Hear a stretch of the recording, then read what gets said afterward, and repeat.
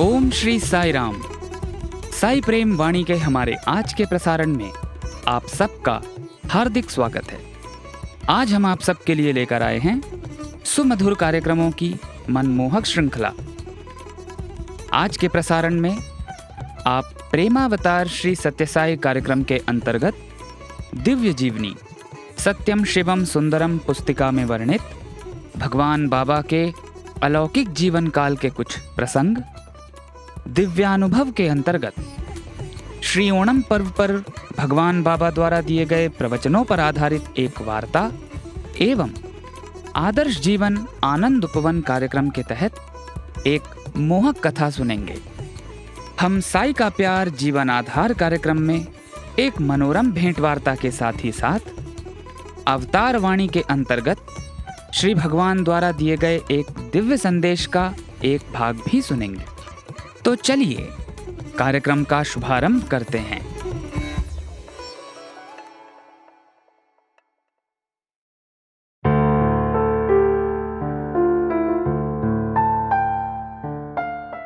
अब प्रस्तुत है हमारा कार्यक्रम दिव्यानुभव।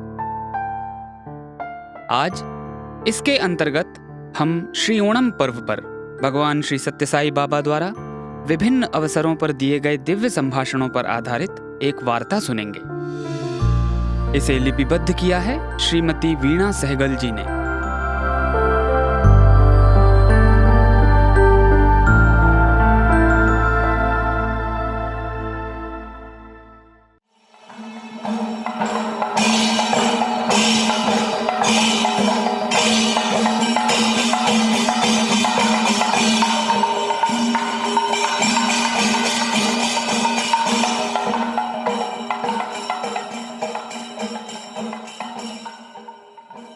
ओणम एक आत्मसमर्पण का पवित्र त्योहार है।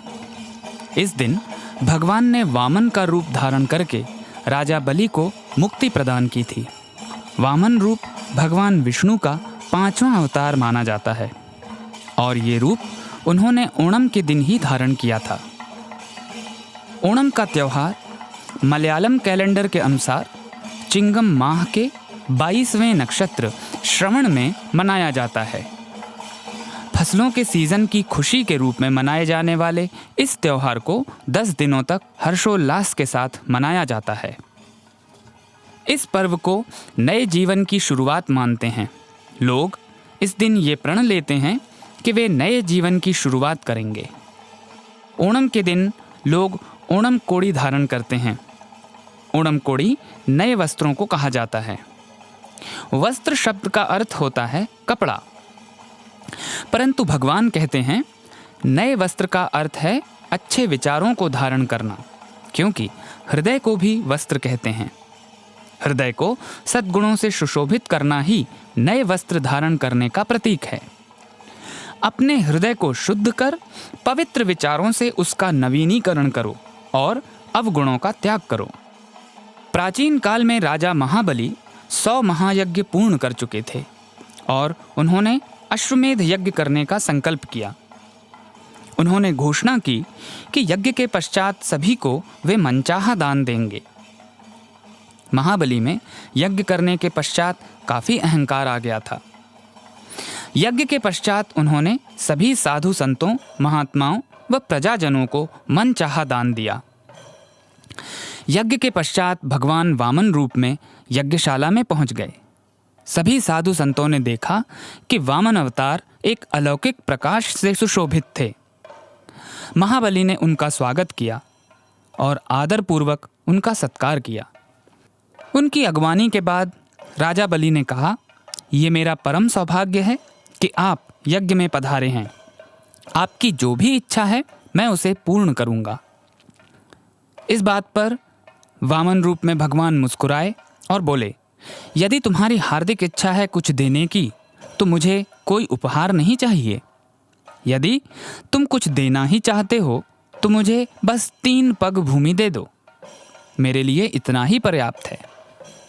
इस अवसर पर राजा बलि के गुरु श्री शुक्राचार्य जी भी वहां उपस्थित थे। वे भविष्य दृष्टा थे। उन्होंने अपनी दिव्य दृष्टि से अनुमान लगाया कि दान मांगने वाला कोई साधारण ब्राह्मण नहीं है।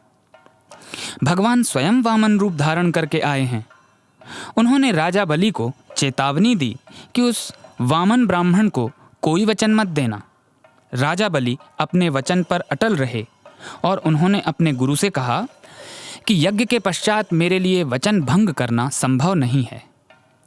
राजा बलि ने अपने गुरु की आज्ञा की अवहेलना करते हुए वामन अवतार से कहा, हे ब्राह्मण देव, आप मन चाहे 3 पग भूमि ले लीजिए। राजा बलि ने अपने गुरु की आज्ञा से ही विश्वजीत यज्ञ संपन्न किया था और उन्हें दैवीय अस्त्र शस्त्र प्राप्त हुए थे। गुरु की कृपा से ही राजा बलि ने देवों के राजा इंद्र पर विजय प्राप्त की थी, परंतु इस अवसर पर उन्होंने गुरु शुक्राचार्य जी का कहना नहीं माना था, क्योंकि वे वचनबद्ध थे और उसे भंग करके वे अपना अपमान नहीं करना चाहते थे। उनका कहना था, प्राण जाए पर वचन न जाए। उन्होंने अपने गुरु से कहा कि यदि भगवान स्वयं याचक बनकर मेरे द्वार पर आए भी हैं तो ये मेरा परम सौभाग्य है। संकल्प लेते ही भगवान वामन रूप से विशालकाय रूप में परिवर्तित हो गए। उन्होंने एक पग संपूर्ण भूमि पर रख दिया और दूसरे पग में पूरे स्वर्ग पर अधिकार पा लिया। फिर भगवान बोले, मैं तीसरा कदम कहाँ रखूं? तब राजा बलि ने स्वयं को पूर्ण शरणागत व आत्मसमर्पण करते हुए अपना शीश झुकाकर कहा, आप अपना पग मेरे शीश पर रख दें। तब भगवान ने तीसरा कदम उनके शीश पर रख दिया और उन्हें पाताल लोक भेज दिया। ओणम पर्व पूर्ण शरणागति का उत्सव है। बलि का अर्थ होता है त्याग। मनुष्य जब अपने सच्चे मन से किसी का त्याग करता है तो उसे बलि कहते हैं। परंतु भगवान बाबा कहते हैं कि ईश्वर के सम्मुख स्वयं को समर्पित करना बलि है। जो भी करो ईश्वर के लिए करो तथा ईश्वर की इच्छा को सर्वोच्च मानना ही सच्चा आत्मसमर्पण है। ईश्वर के प्रति कृतज्ञ होना भी बलि कहलाता है। भगवान ने मनुष्य को दैवी शरीर दिया है जिसमें ईश्वर तत्व विद्यमान है। भगवान ने 5 तत्व प्रदान किए हैं जो मानव जीवन को पोषित करते हैं। हवा मनुष्य को ऑक्सीजन देती है, नदियाँ जल देती हैं, वनस्पतियाँ भोजन देती हैं, सूर्य प्रकाश देता है और चंद्रमा शीतलता प्रदान करता है।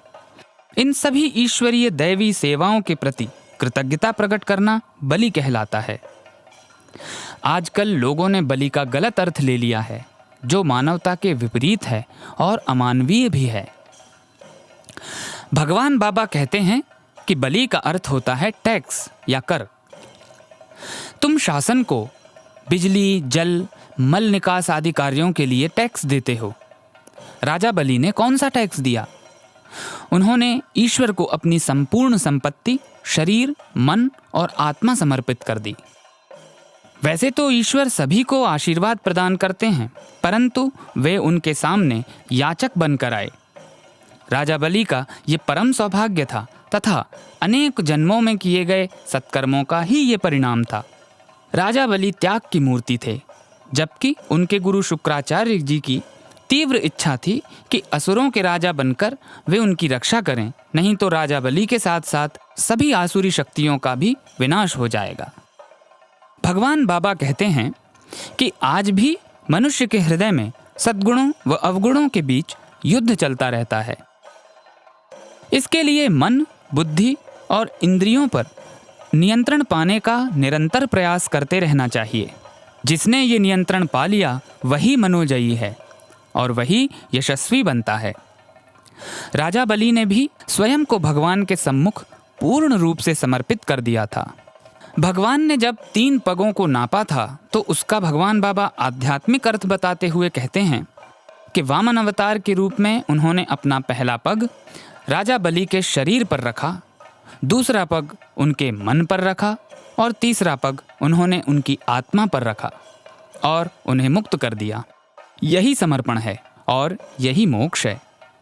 तब आत्म साक्षात्कार में कोई रुकावट नहीं आती, तब गुरु भी बीच में नहीं आ सकते।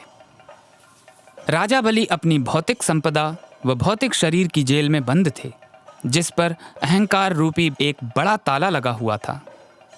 भगवान ने वो ताला तोड़ने में राजा बलि की मदद की और उन्हें मुक्त किया। राजा बलि अपनी प्रजा से बहुत प्रेम करते थे।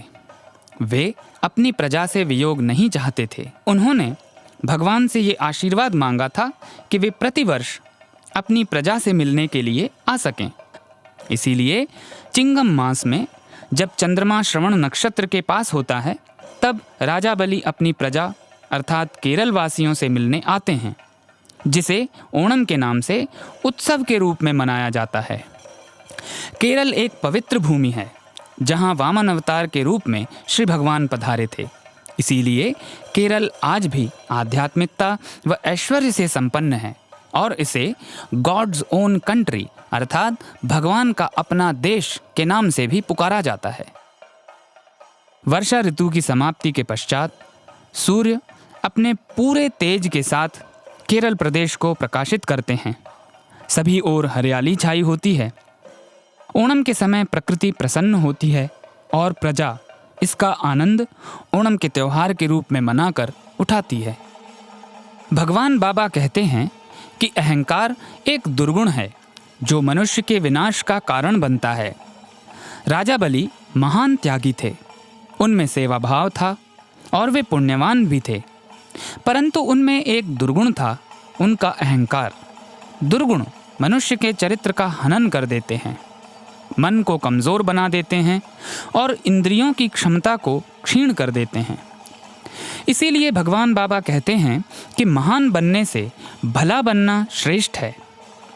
मनुष्य अपने हृदय में सत्य, धर्म, शांति, प्रेम और अहिंसा जैसे सद्गुण विकसित करके अपने मन व इंद्रियों को नियंत्रित कर सकता है। जिस प्रकार लोग ओणम के दिन नए वस्त्र पहनते हैं, उसी प्रकार इस दिन नई विचारधारा का अनुसरण करें, अपने हृदय में सद्गुण विकसित करें। मिष्ठान्न तो मनुष्य जिह्वा की संतुष्टि के लिए बनाता है, पर ओणम के दिन मीठा बोलें, नाम स्मरण करें व भक्ति भाव से स्वयं को ईश्वर के चरणों में समर्पित करें।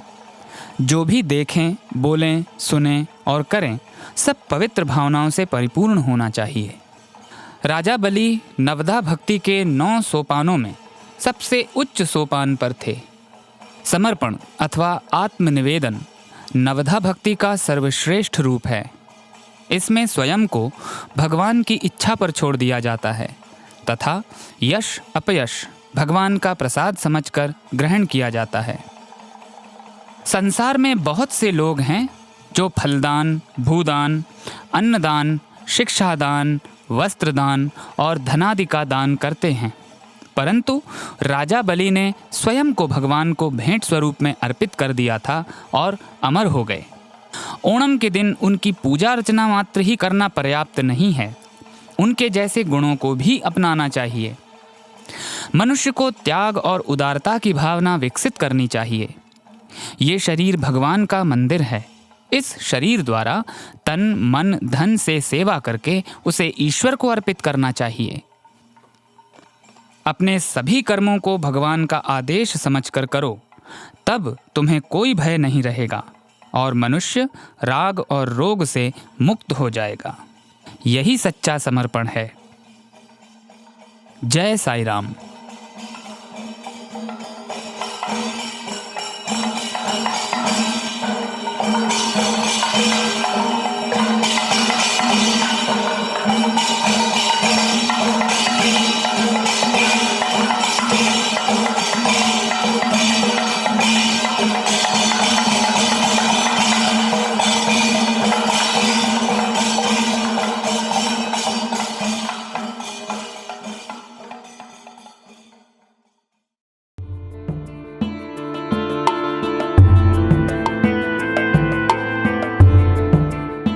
अभी आप सुन रहे थे हमारा कार्यक्रम दिव्यानुभव।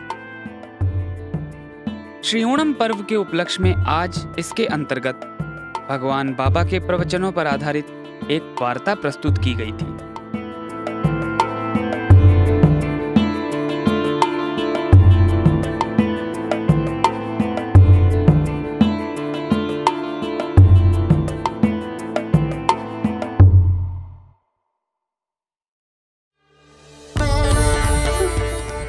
साई राम।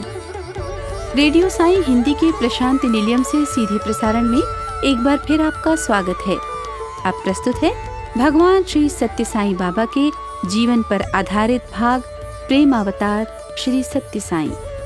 इस प्रसारण में लिए गए प्रसंग सत्यम शिवम सुंदरम पुस्तक के अध्याय 15 से लिए गए हैं। इस अध्याय को पुस्तक के अंग्रेजी संस्करण में द मिशन बिगन शीर्षक दिया गया है और पुस्तक के हिंदी संस्करण में धर्म संस्थापनार्थाय शीर्षक दिया गया है। इस अध्याय में स्वामी के द्वारा अपने अवतार काल में धर्म संस्थापन का कार्य प्रारंभ करने की घोषणाओं का वर्णन है। आज के प्रसारण में हम बाबा के लखनऊ से अयोध्या प्रवास के वृतांत सुनेंगे। बाबा द्वारा अयोध्या में स्वयं दिखाए गए दिव्य स्थलों के बारे में भी जानेंगे। तदुपरांत अयोध्या से सारनाथ, काशी व प्रयागराज की यात्रा के बारे में सुनेंगे।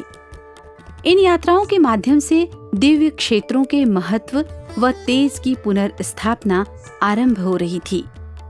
हम काशी विश्वनाथ के शिवलिंग के अभिषेक की दिव्य घटना को सुनेंगे, जो बड़ी ही अद्भुत, अलौकिक व रोमांचकारी है। आइए श्रवण के आनंद को बिना विलंब के आरंभ करते हैं।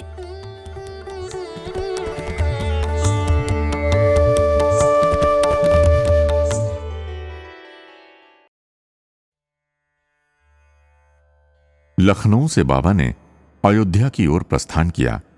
डॉक्टर रामकृष्ण राव और अन्य भक्त भी उनके साथ थे। वहां सरयू तीर पर रघुवंश काल के यज्ञ, योग आदि कार्यों से घटित स्थल भक्तों को दिखाए। हनुमान जी और सदा राम नाम जप में निरत भक्तों के लिए उस प्रदेश में आज भी शोभायमान आंजनेय मंदिर में भी पधारे। श्री रामचंद्र जी के मंदिर में व्यवस्थित तुलसी रामायण पारायण एवं रामायण नृत्य देखकर लौटने पर बाबा ने बताया, यहां जनता के मन में, होठों पर आज भी सदा राम नाम ही विराजमान रहता है। जप मालाएं निरंतर फिर रही हैं। राम के स्मरण में ही, रामायण की छाया में ही, राम की सांस से ही आज भी जनता जी रही है। बाबा ने कहा कि जो विराट में है वही इस विग्रह में भी है, किंचित भी कम नहीं है। बाबा ने कहा कि भक्तों की गहराई से की गई प्रार्थना तथा सघन भक्ति से ऐसे दिव्य स्थानों की शक्ति बढ़ती है। बाबा ने यह भी कहा कि लोग ये समझते हैं कि प्रभु अयोध्या या द्वारका में निवास करते हैं। ऐसा सोचना त्रुटिपूर्ण है। प्रभु केवल अयोध्या या द्वारका में नहीं हैं, अपितु वे तो सर्वत्र हैं।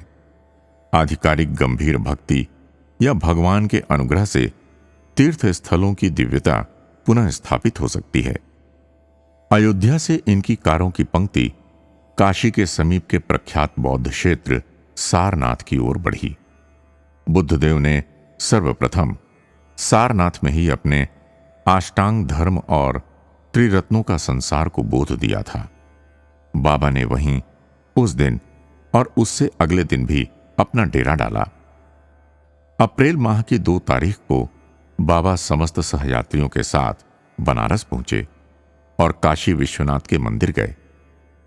ये वो प्राचीन मंदिर है जिसकी ख्याति ऐतिहासिक आख्यानों में वर्णित है, जिसकी महिमा का वर्णन गीतों और कविताओं में किया गया है, जिसका उल्लेख महाकाव्यों और पुराणों में भी मिलता है।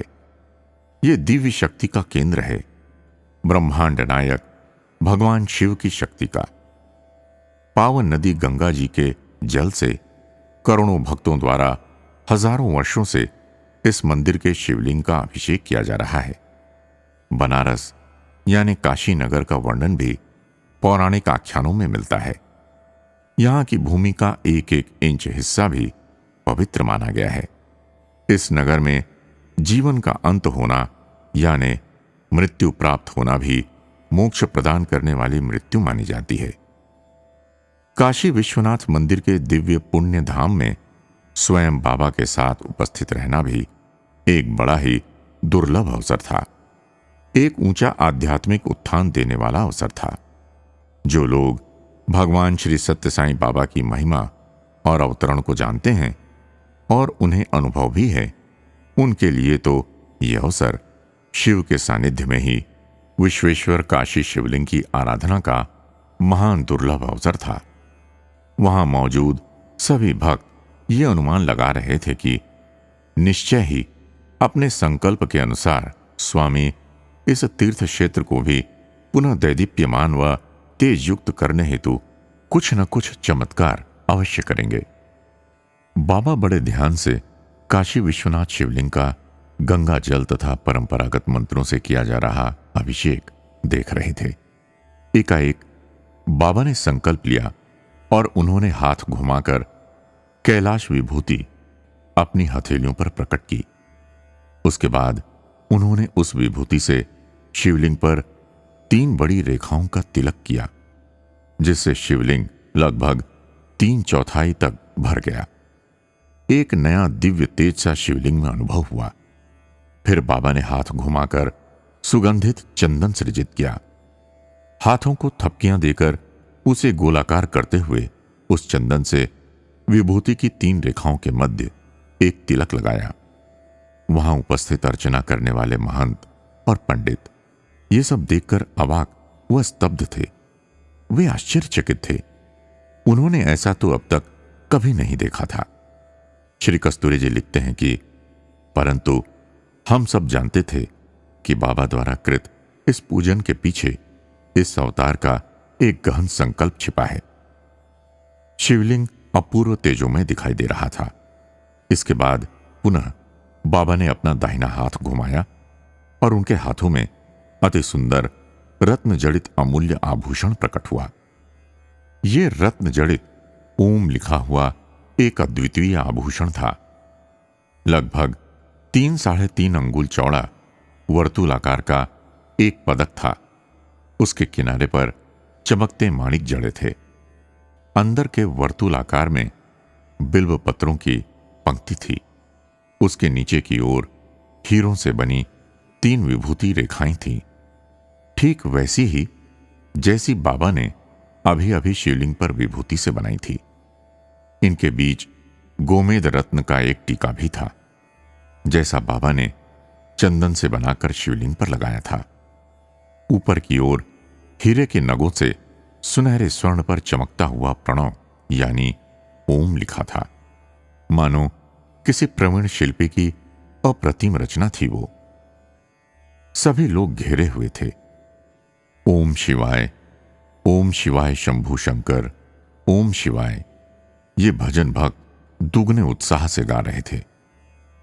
बाबा ने इस आभूषण को शिवलिंग पर लगाए चंदन के टीके पर रखकर सुशोभित किया। फिर बाबा ने आरती करने को कहा। वे भक्त जिन्होंने इस पावन पूजन समारोह के दृश्य को देखा था, वे भारत के इस सर्वाधिक ऐतिहासिक मंदिर के भीतर स्वामी के साथ बिताई गई इस सुबह के पूजन को कभी भूल नहीं पाएंगे। उसके बाद बाबा ने अपने भक्त दल के प्रत्येक सदस्य को पवित्र मंत्र जैसे श्री रुद्रम आदि के उच्चारण के साथ इस शिवलिंग का गंगा जल से अभिषेक करने को कहा। वहां से बाबा सभी को अन्नपूर्णा देवी के मंदिर भी ले गए। बनारस हिंदू विश्वविद्यालय की इमारतों के बीच बिड़ला भाइयों के बनवाए विश्वेश्वर के विशाल मंदिर में गए। वहां अमृतशिला कुरेद कर बनाए गए सैकड़ों वेद वेदांत ऐतिहासिक पौराणिक चित्रों के गूढ़ार्थ को बाबा ने स्वयं भक्तों को अर्थ बताकर स्पष्ट किया। अप्रैल की 3 तारीख को बाबा प्रयाग के त्रिवेणी संगम पर पहुंचे। वहां जमा हुए भक्त वृंदों पर उन्होंने स्वहस्त से संगम तीर्थ के जल का प्रक्षालन किया। इसके अलावा गुप्त रीति से गंगा यमुना इन 2 नदियों में बहकर मिलती सरस्वती नदी के कूप यानी कुएं को और वेनसांग के काल से ही वरन उससे भी पूर्व काल से परम पूज्य कहलाने वाले अक्षय वट वृक्ष को भक्तों को दिखाया।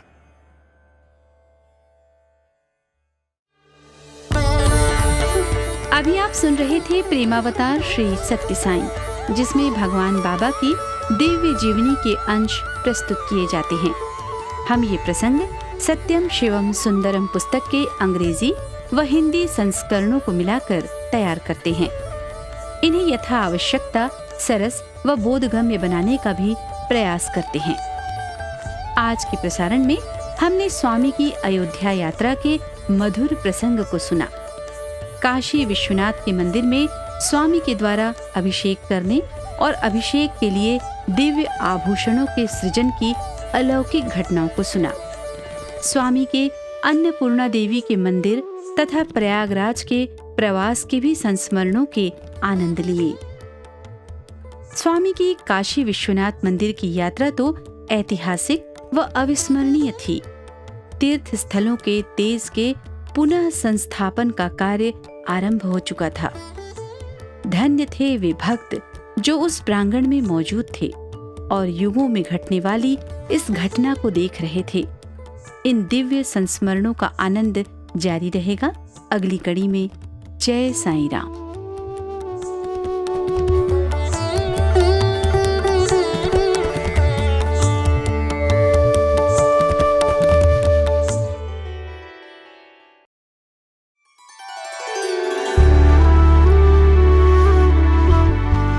आइए अब सुनते हैं आदर्श जीवन आनंद उपवन प्रोग्राम।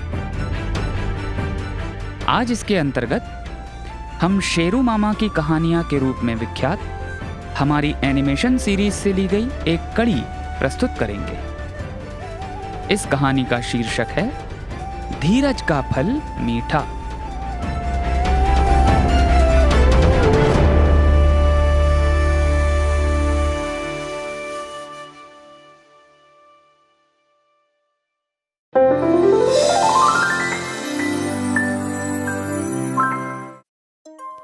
धीरज का फल मीठा। सर, मैं कब विश्व स्तर का खिलाड़ी बनूंगा? अभ्यास करते करते बहुत समय लग रहा है। मैं जल्दी विश्व स्तरीय खिलाड़ी बनना चाहता हूँ। माइक, तुम बहुत उतावले हो रहे हो। तुम्हें धैर्य तथा अनुशासन के साथ अपना लक्ष्य हासिल करना अवश्य सीखना चाहिए। मैं तुम्हें गुलाब के पौधों की एक कहानी सुनाता हूँ। एक बार एक लड़का बड़ा प्रसिद्ध गायक बनना चाहता था।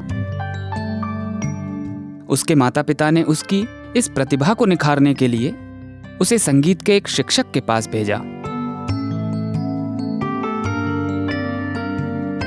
कई हफ्तों तक संगीत शिक्षक ने बालक को संगीत सिखाया और उसके माता पिता को नियमित रूप से बालक की प्रगति की जानकारी भी दी। लेकिन वो बालक खुश नहीं था। सर, मुझे थोड़ा जल्दी जल्दी संगीत सिखाइए ना। मैं लगभग 1 साल से अभ्यास कर रहा हूँ, लेकिन फिर भी अभी तक एक प्रसिद्ध गायक नहीं बन सका हूँ। बेटा, बगीचे में गुलाब के पौधों के उस झुंड को देखो।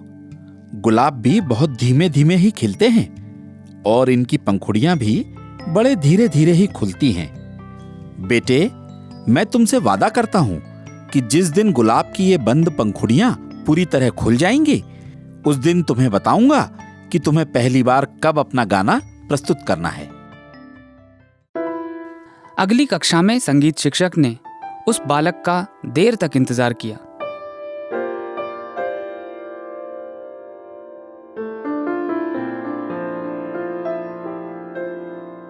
चिंतित होकर शिक्षक ने बाहर झांका तो देखा कि वो बालक गुलाब के पौधों के झुंड के पास खड़ा था और अपने दोनों हाथों से बलपूर्वक गुलाब के फूलों को खोलने की कोशिश कर रहा था।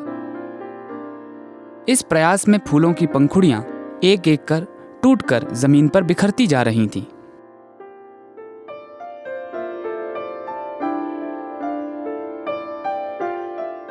अब तुम्हें पता चला कि यदि कोई धैर्य से काम न ले तो क्या होता है।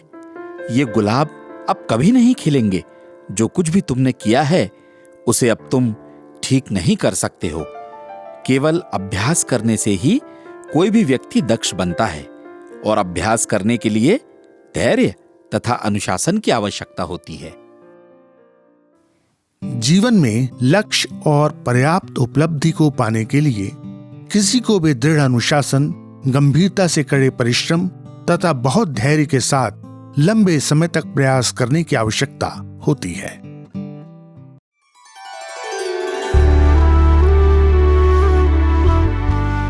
आदर्श जीवन आनंद उपवन प्रोग्राम के तहत अभी आप सुन रहे थे शेरू मामा की कहानियां के रूप में विख्यात हमारी एनिमेशन सीरीज से ली गई एक कड़ी। इस कथा का शीर्षक था धीरज का फल मीठा।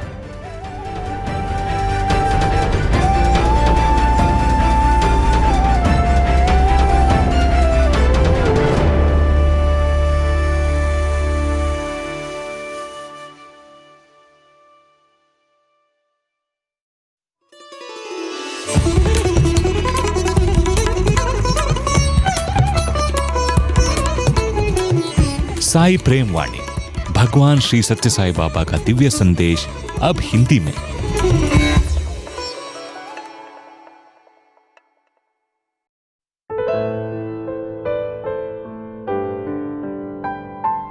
अब प्रस्तुत है हमारा कार्यक्रम अवतार वाणी। भगवान बाबा द्वारा 13 अगस्त सन 1984 को श्रीमद् भगवत गीता पर दिए गए दिव्य संभाषण का एक भाग आज हम प्रस्तुत करने जा रहे हैं।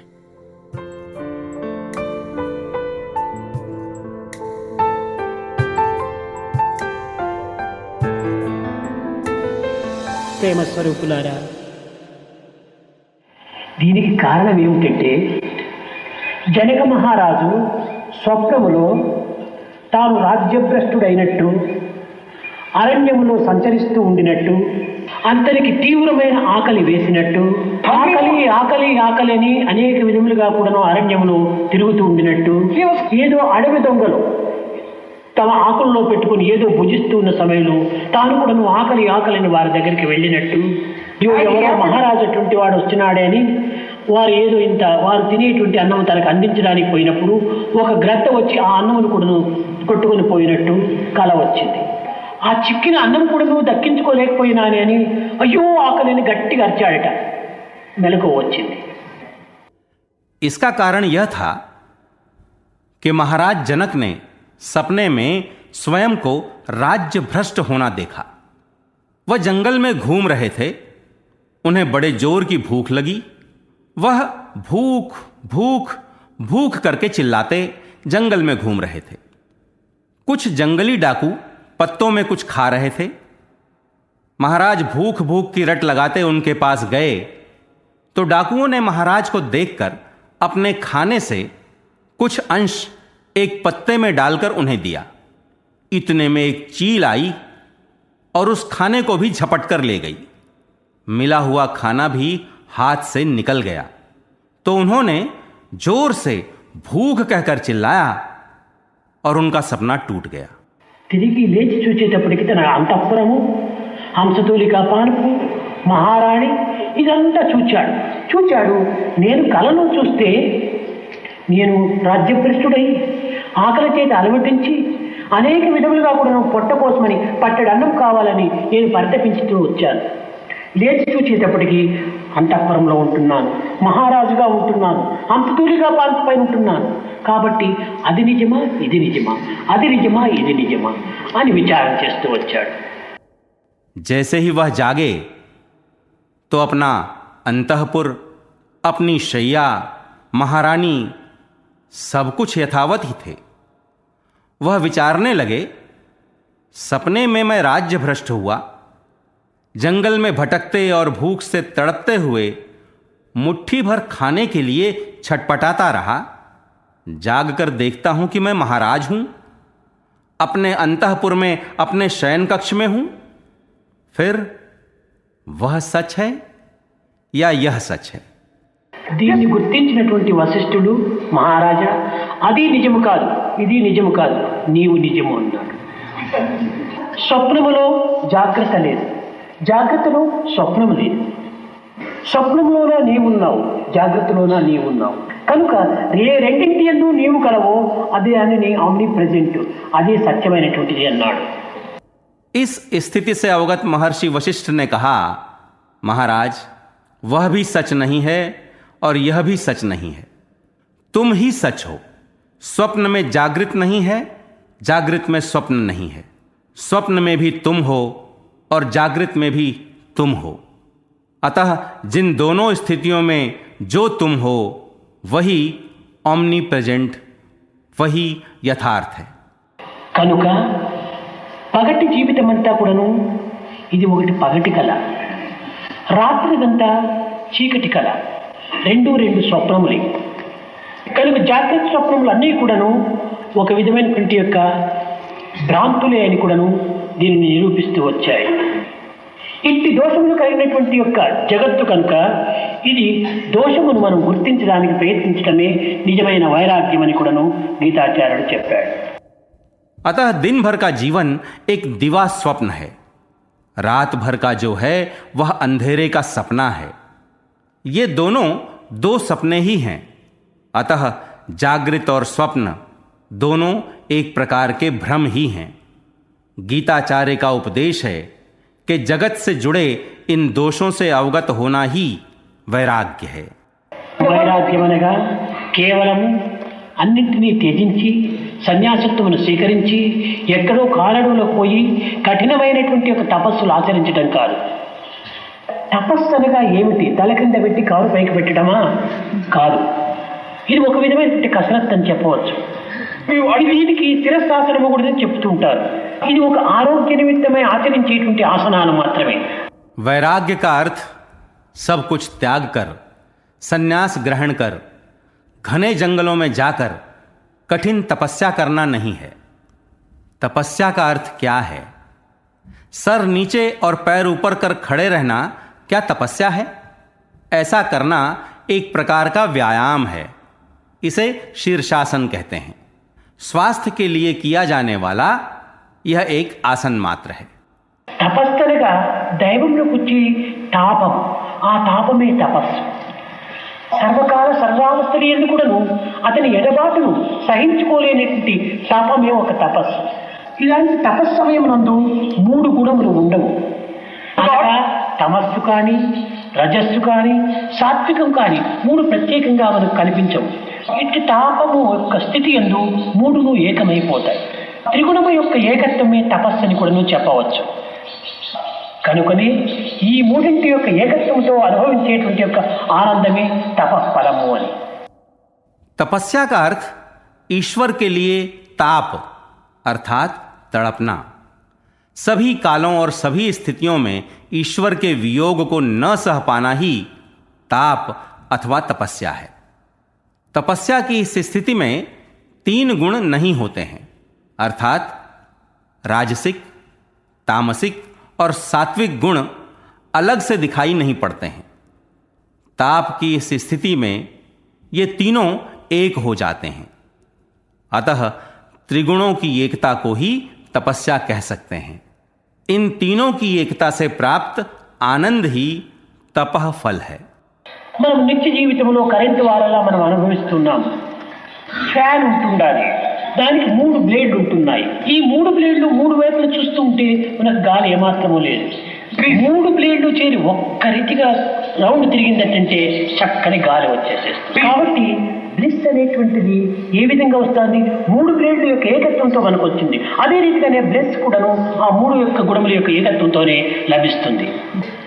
दैनंदिन जीवन में हम बिजली का उपयोग करते हैं। एक पंखा है, इसके 3 ब्लेड हैं। जब तक ये तीनों ब्लेड 3 ओर देखते रहते हैं तब तक हमें हवा नहीं मिलती है। जब ये तीनों मिलकर एक साथ घूमने लगते हैं तब अच्छी हवा आती है। अतः हमें ब्लिस कैसे मिलता है? उन 3 गुणों की एकता से प्राप्त होता है। మన హృదయమే ఒక్క గది. 3 గుణములే సత్వ రజో తమో గుణములే 3 బ్లేడ్ల ఫ్యాన్. మన బుద్ధియే స్విచ్, మన యొక్క ఆత్మశక్తియే కరెంటు, మన యొక్క సాధనే ఆ స్విచ్ ఆన్. ఆ తాపమే ఈ యొక్క ఆనందం. కనుకని మన జీవితముని ఒక విధమైనటువంటి తపశక్తిగా మనం మార్చుకోవచ్చు. కానీ ఈనాటి మానవుడు తపస్సును అభివృద్ధి పరచుకోలేక తమస్సును మాత్రమే పెంచుకుంటున్నాడు. हमारा हृदय ही एक कमरा है। सत्व, रजस और तमस 3 गुण ही 3 ब्लेडों वाला पंखा है। हमारी बुद्धि ही स्विच है। हमारी आत्मशक्ति ही बिजली है, हमारी साधना ही स्विच को चालू करना है, ईश्वरीय ताप ही आनंद है। अतः हम अपने जीवन को ही एक तपह शक्ति में परिवर्तित कर सकते हैं। परंतु आज का मानव तपस्या को बढ़ाने के बदले तमस को बढ़ा रहा है। తమస్సు ఎప్పుడు ప్రారంభమవుతుందనగా ఈ నశ్వర జగత్తు పైన దృష్టిని మరల్చినప్పుడే ఇది తమస్సుగా మారుతుంది. శాశ్వత సంబంధమైనటువంటి ఆత్మయందు దృష్టిని మరల్చినప్పుడే తపస్సు అవుతుంది. కనుక మన మనస్సును మరల్చుకునేటువంటి విధానం లోపలనే ఉంటుండాలి సర్వశక్తులు. అనేక పర్యాయములు పిల్లలకు చెప్పుతూ ఉంటాను. ఒక తలుపులకు తాళం వేసి ఉంటారు, కానీ అందులో కీ పెట్టి కుడివైపును తిప్పితే తెరుచుకుంటుంది, ఎడమవైపును తిప్పితే మూసుకుంటుంది. तमस कब बढ़ता है? जब इस नश्वर जगत की ओर दृष्टि पसरती है तो वह तमस बन जाती है। शाश्वत आत्मा की ओर दृष्टि के मुड़ने पर वह तपस्या होती है। अतः हमारे मन को मोड़ने की पद्धति में ही सर्व शक्तियां निहित हैं। मैं अनेक बार बच्चों को बताता रहता हूं, एक दरवाजे में ताला लगा रहता है। जब ताले में चाबी डालकर दाईं ओर घुमाएंगे तो खुलता है, वहीं बाईं ओर घुमाने पर बंद हो जाता है। ఒకే తాళం చెవి త్రిప్పడం వ్యత్యాసం ఉంటుండాలి. అదేవిధంగా మన హృదయమే తాళం, మన మనసే కీ. దైవం వైపున త్రిప్పితమే మోక్షము, ఇప్పుడు ప్రకృతి వైపున త్రిప్పితమే బంధన. కనుకనే మన ఏవ మనుష్యానాం కారణం బంధమోక్షం. కనుక ఈ మనస్సును నశ్వరమైన జగత్తు పైన ప్రసరింపకుండా శాశ్వతమైనటువంటి దైవత్వం పైన దీనిని లగ్నం గావించుకునేటువంటి సాధన చేయటమే నిజమైన వైరాగ్యము. ఈ వైరాగ్యము తీవ్రమైనటువంటి వైరాగ్యంగా మనం అభివృద్ధి పరచుకోవాలి. నెక్స్ట్ నెక్స్ట్ నెక్స్ట్ అని పోకూడదు. మనం एक ही ताला, एक ही चाबी, केवल घुमाने में ही फर्क है। इसी प्रकार हमारा हृदय एक ताला है, मन ही चाबी है। ईश्वर की ओर घुमाएंगे तो मोक्ष, जगत की ओर घुमाएंगे तो बंधन। इसीलिए मन एव मनुष्याणाम कारणम बंध मोक्षयो कहा गया। अतः इस मन को नश्वर जगत के बदले शाश्वत दैवत्व की ओर मोड़ने की साधना करना ही वैराग्य है। हमें तीव्र वैराग्य को बढ़ाना चाहिए। नेक्स्ट नेक्स्ट नेक्स्ट कहकर नहीं टालना चाहिए। ఒక పెళ్లికి ఏమైనా మనం వెళ్ళాలనుకుంటుంటే ఏదో దానికి ప్రయాణానికి సిద్ధమవుతాము. 2 పంచెలో 2 చీరలో 2 షర్ట్లో పెట్టుకొని మనం సిద్ధమవుతాము. ఒక సినిమాకైనా వెళ్ళాలంటే 5 రూపాయల టికెట్ కోసమైనా జోబిలో వేసుకొని 2 చెప్పులైనా సిద్ధం చేసుకొని ప్రయాణం అవుతాం. ఒక వాకింగ్కైనా వెళ్ళాలనుకుంటుంటే ఒక వాకింగ్ స్టిక్ ఏదో చెప్పులు వేసుకొని మనం బయలుదేరుతాం. మనం ఇష్టమైతే పోవచ్చు, ఇష్టం లేకపోతే క్యాన్సిల్ చేసుకోవచ్చు. ఈనాడు సినిమా పోవాలంటే వీలు లేకపోతే రేపటి పోస్ట్ పోన్ చేసుకోవచ్చు. हमें एक शादी में जाना है तो 2 धोती, 2 साड़ियाँ, 2 कमीज लेकर तैयार होते हैं। एक सिनेमा को जाना है तो जेब में 5 रुपए डालकर और चप्पल पहनकर तैयार होते हैं। यदि वॉकिंग के लिए जाना है तो एक वॉकिंग स्टिक लेकर और चप्पल पहनकर तैयार होते हैं। यदि हम जाना चाहते हैं तो जा सकते हैं, वरना कैंसिल भी कर सकते हैं। आज सिनेमा को नहीं जा सकते हैं तो कल के लिए टाल सकते हैं। కానీ అంత్య ప్రయాణమును క్యాన్సిల్ చేసుకోవటం కానీ పోస్ట్ పోన్ చేసుకోవటం కానీ సాధ్యం కాదు. కనుక మన జీవితం అనేటువంటిది నెక్స్ట్ నెక్స్ట్ అనేటువంటిది ఏ రీతిగా మనం చెప్పగలం? ఎప్పటికీ అప్పుడు తీవ్ర వైరాగ్యంతో సంసిద్ధులమై ఉంటుండాలి. కాలం ఎవరి కోసమూ ఆగదు. కాలాన్ని మానవులు అనుసరించవలసిందే కానీ కాలం మానవుల్ని అనుసరించదు. కాలం ప్రావాహికమైనటువంటిది. కనుక నీవు తీవ్రమైనటువంటి దీంట్లో ఈ దృశ్యకల్పితమైన జగత్తునందు దానిని అనుభవిస్తూ దాని మమత్వం మాత్రం విసర్జించడానికి ప్రయత్నిస్తూ జీవిత కర్తవ్యాన్ని నిర్వర్తించాలని గీతా ప్రబోధ. परंतु अंतिम यात्रा को न कैंसल ही किया जा सकता है, न ही पोस्टपोन। अतः जीवन में नेक्स्ट नेक्स्ट नहीं कह सकते हैं।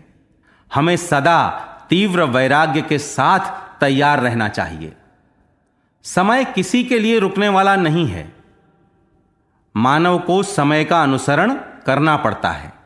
समय मानव का अनुसरण नहीं करता है, समय प्रावाहिक है।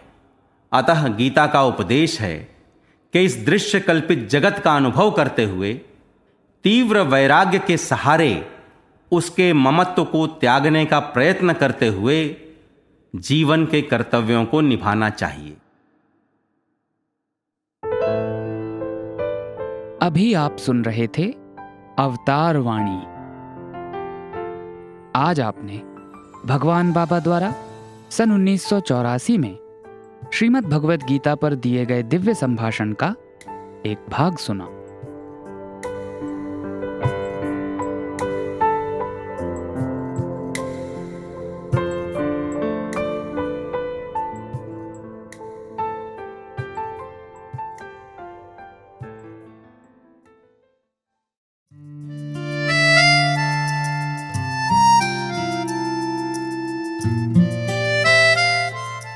अब प्रस्तुत है हमारा लोकप्रिय कार्यक्रम साई का प्यार जीवन आधार। आज इसके अंतर्गत हम मध्य प्रदेश राज्य संगठन से श्रीमान राजीव करमहे जी के साथ हुई हमारी भेंट वार्ता का पहला भाग प्रस्तुत करने जा रहे हैं।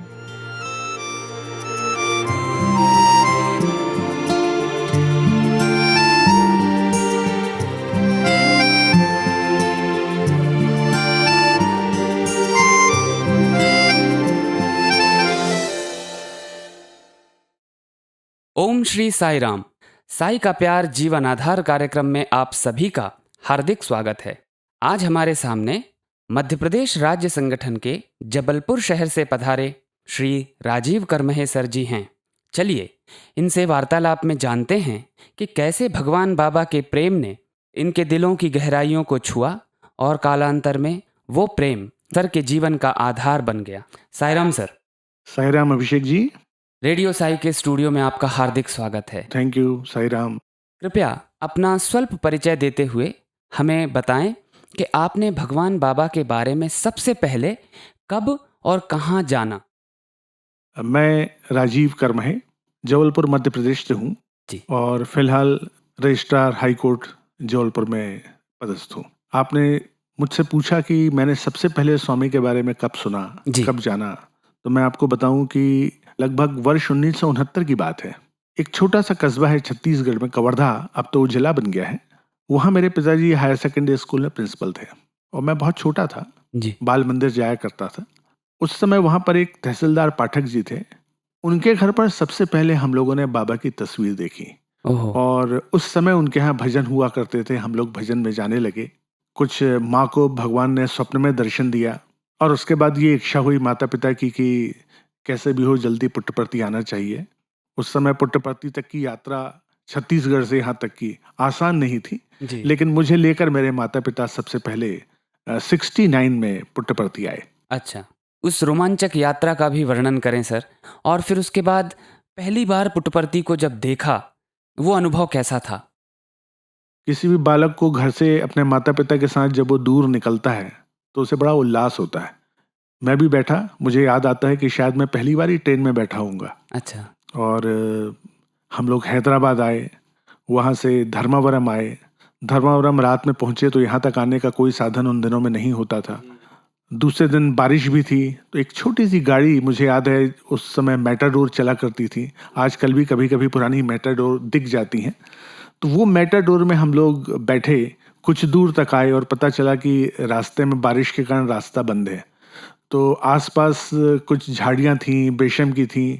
उसको मेरे पिताजी और उस गाड़ी में और जो बैठे हुए लोग थे वो उसको तोड़ते थे और सामने के गाड़ियों के चक्के के आगे आगे उसको डालते थे ताकि वहाँ से गाड़ी आगे निकल सके। अच्छा। तो ऐसे मुश्किल हालात में पुट्टपर्ती पहुँचे और पुट्टपर्ती आकर बहुत अच्छा लगा क्योंकि उस समय चित्रवती में पानी भी हुआ करता था।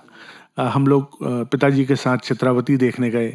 चित्रावती के रास्ते में, आजकल चित्रावती रोड किसी बहुत बड़े शहर की तरह हो गया है, तब चित्रावती रोड ऐसी नहीं थी। पास में एक दो छोटी छोटी झोपड़ियों में होटल जैसे बने थे, उसमें कुछ माताएं डोसा इडली घर से बना कर लाती थी। उनके पास वहाँ बनाने का भी साधन नहीं था और वो उसमें दिया करती थी। तो मुझे आज तक वो स्वाद अभी भी याद है कि मैं कैसे पहली बार पिताजी के साथ पुट्टपर्थी आकर इडली मैंने आश्रम के बाहर खाई। जी। और कस्तूरी जी की भी याद है, पिताजी मुझे कस्तूरी जी के पास दर्शन के लिए लेकर गए। उन्होंने बड़ा स्नेह किया और बाद में सौभाग्य से 1978 में फिर कस्तूरी जी जब रायपुर आए हुए थे, तब वो फिर हमारे यहाँ भोजन भी उन्होंने ग्रहण किया और बहुत प्यार दिया। अभिषेक स्वामी की फोटो हमारे घर पर लगी थी। मैं बहुत छोटा था और मैं माँ से बार बार पूछता था कि स्वामी के सिर में ये क्या है। जो बड़े बड़े सुंदर से बाल भगवान के हैं, तो वो बाकी बालों से बड़े डिफरेंट लगते थे। तो मैं माँ से पूछा करता था कि ये क्या है, तो माँ बोलती थी बेटा ये भगवान है और इनके सिर के मुकुट हैं। ये मेरे मन में यही था कि ये जो कुछ भी है भगवान के सिर में वो मुकुट है, जैसे बाकी फोटो में भगवान राम या विष्णु जी इनको पहनते हुए देखते हैं। लेकिन मैं बार बार देखा करता था, मुझे नहीं मालूम था कि ये ऐसा कैसा मुकुट है। तो मैं रास्ते भर पिताजी से और माँ से यही बोलता रहा कि मेरे को वाला मुकुट चाहिए। तो जब स्वामी आने लगे वहाँ, तो मंदिर के सामने उस समय रेत हुआ करती थी, अब तो साई कोलंथौल बन गया है। और जब हम लोग दर्शन के लिए बैठे, भगवान उस समय अंदर भजन हॉल में भी दर्शन दिया करते थे, बैठा करते थे। तो जब पहली बार पिताजी ने मेरे को गोद में लेकर ऊपर करके दिखाया कि देखो बेटा भगवान आ रहे हैं, भगवान आ रहे हैं, तो मैंने तुरंत उनसे कहा कि वो मेरे से उनसे मुकुट मांग लेना मेरे लिए। और मुझे ये भी बोध नहीं था कि भगवान नज़दीक आ रहे हैं तो मैं उनके चरण छू लूँ। पिताजी मुझे ज़बरदस्ती कहते थे कि जल्दी छुओ, पाद नमस्कार करो। मैं नहीं जानता था पाद नमस्कार क्या होता है। तो जब पिताजी झुक के भगवान के चरण छुए तो मैंने पिता का अनुकरण किया। मुझे नहीं मालूम था कि इसका महात्म्य क्या है कि भगवान के चरण स्पर्श करने मिल रहे हैं, लेकिन मैं भगवान के चरण छू रहा था और मेरे पिताजी कहते हैं मैंने हाथ पकड़ के भगवान के चरण तुमको छुआए, लेकिन तुम्हारा पूरा ध्यान भगवान का मुकुट लेने में ही था। तो ये याद करते हैं तो अब बड़ी हंसी आती है। बहुत बालपन का बड़ा सहज था ये जी। अभिषेक, उस समय लगभग 3-4 दिन हम लोग यहाँ रुके थे और उसके बाद फिर यहाँ भगवान के छक्कर दर्शन किए हम लोगों ने और फिर वापस गए। उसके बाद तो एक क्रम सा चल निकला कि जब कभी पिताजी को स्कूल से छुट्टियां मिलती थीं या वैकेशन होता था तो वो हम लोगों को लेकर पुट्टपर्थी ही आते थे। उसके बाद कभी याद नहीं आती कि कहीं और हम लोग गए हों किसी छुट्टियों में। जो भी छुट्टियां मिलती थीं पिताजी लेकर हम लोगों को पुट्टपर्थी चले आते थे। तो जब हम लोग बड़े हो गए, कॉलेज में पहुंच गए, उसके बाद नौकरी लग गई, तो वो जो बचपन से, मैं तो उसे कहूँगा कि ये भगवान के प्रेम का एक नशा है, वो जो लगा, तो मैं भी लगभग जहाँ भी कोई अवकाश मिलता है उसके बाद सबको लेकर पुट्टपर्थी ही चला आता हूँ।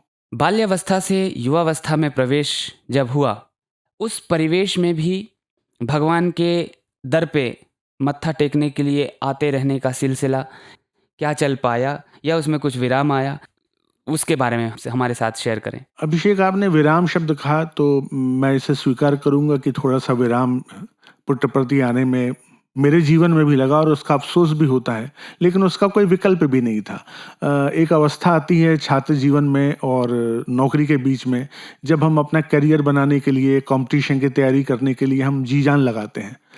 तो वो एक पीरियड था मेरा 90 के आसपास का, जब मैं अपनी तैयारियों में लगा हुआ था परीक्षाएं पूरी पास करने के बाद।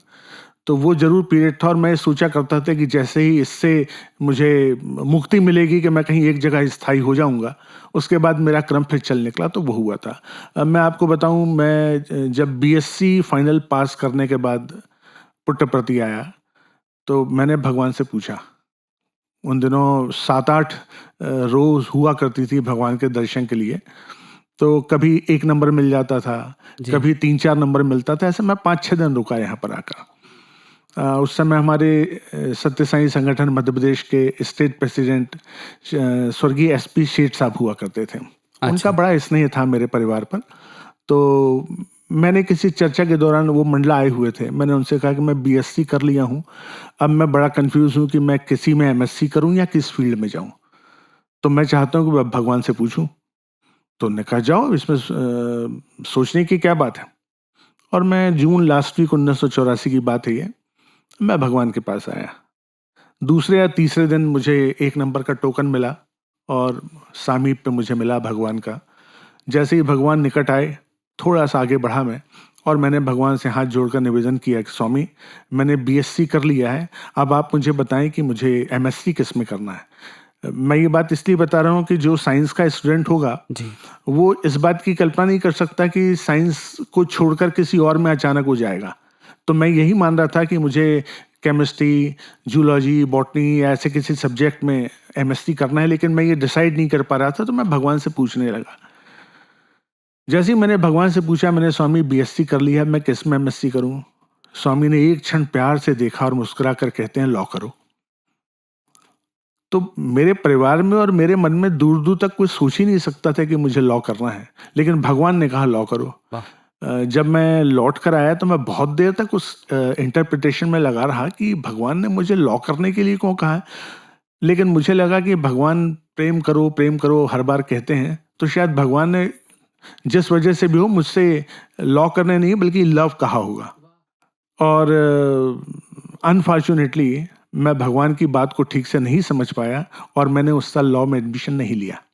मैंने अपनी मर्जी से एमएससी में एडमिशन लिया और कुछ परिस्थितियां ऐसी बनी कि वो करियर की दृष्टि से वो मेरा पूरा साल बेकार गया।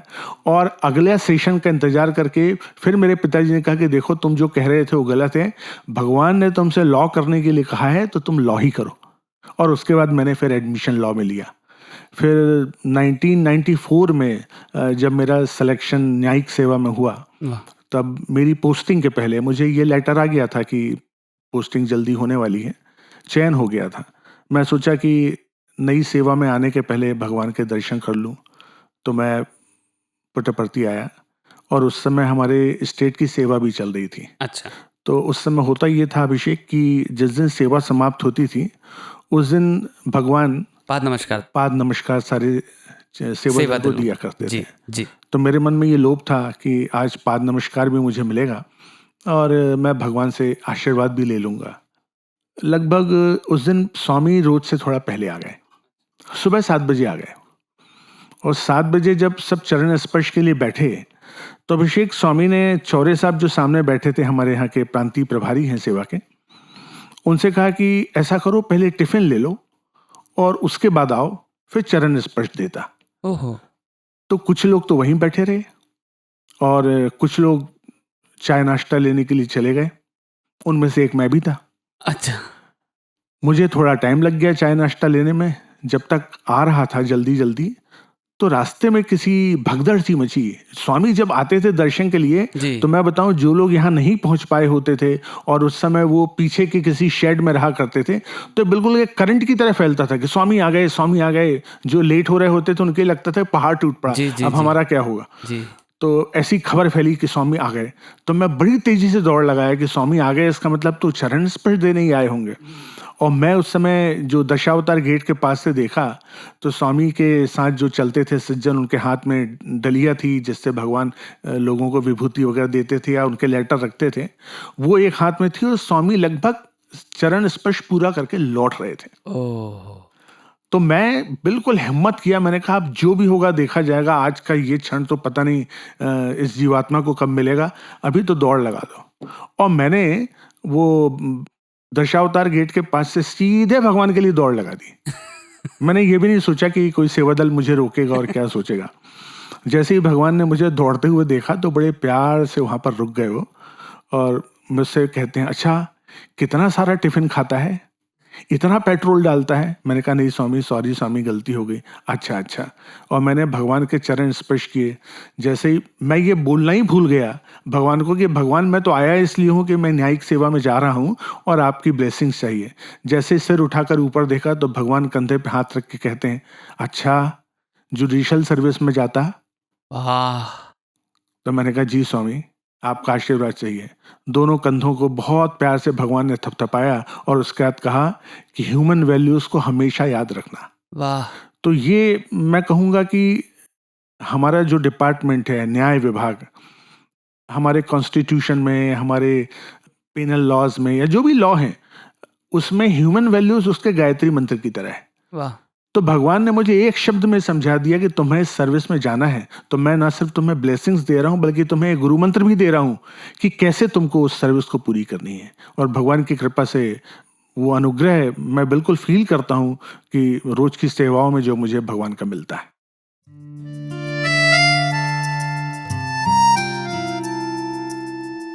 अभी आप सुन रहे थे हमारा लोकप्रिय कार्यक्रम साई का प्यार जीवन आधार। आज इसके अंतर्गत मध्य प्रदेश राज्य संगठन से श्रीमान राजीव करमहे जी के साथ हुई हमारी भेंट वार्ता का पहला भाग प्रस्तुत किया गया था। ये भेंट वार्ता रेडियो साई के स्टूडियो में 10 सितंबर सन 2019 को रिकॉर्ड की गई थी।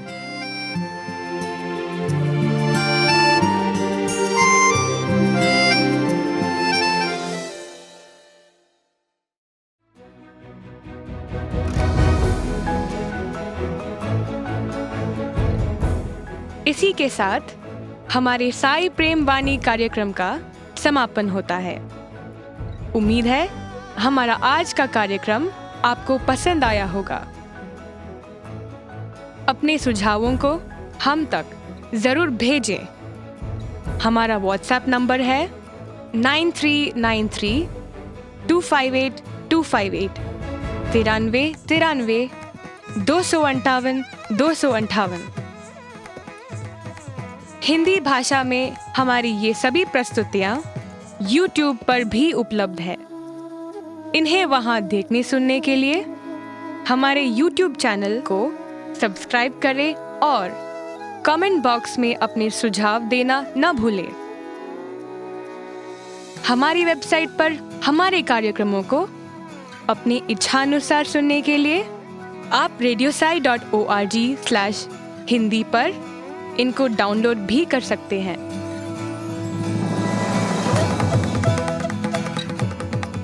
स्वामी, हमारा मस्तक सदैव आपके चरणों में झुका रहे और हमारी सद प्रेरणा हमेशा हमें सद कार्यों हेतु प्रेरित करती रहे।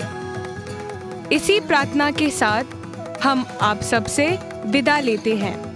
धन्यवाद। जय साई राम।